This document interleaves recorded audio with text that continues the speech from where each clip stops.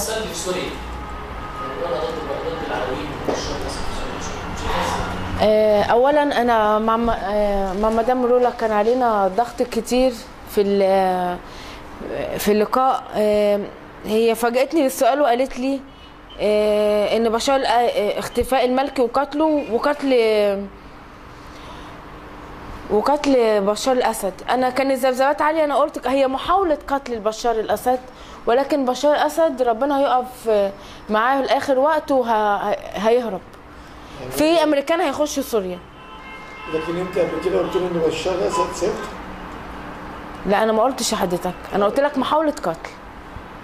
سيتعرض للقتل قلت لك محاوله قتل. في فرق بين محاوله قتل وتفشل وفي فرق ان هو يقتل. هناك فرق بين محاوله يعني قتل. نظام بشار الاسد سيسقط. سوريا ستسقط، مش نظام بشار بس، لان الجيش الحر ده بعتبره من علامات ظهور الدجال. هو الجيش السفياني، هو الجيش السفياني المحارب للامام.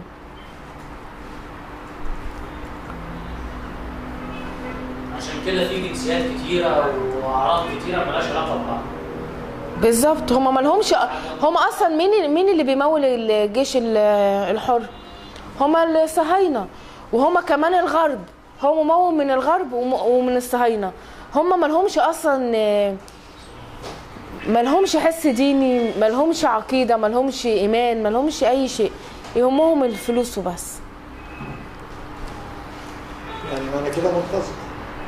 هم مرتزقه واللي بيعملوا بشار ده صح.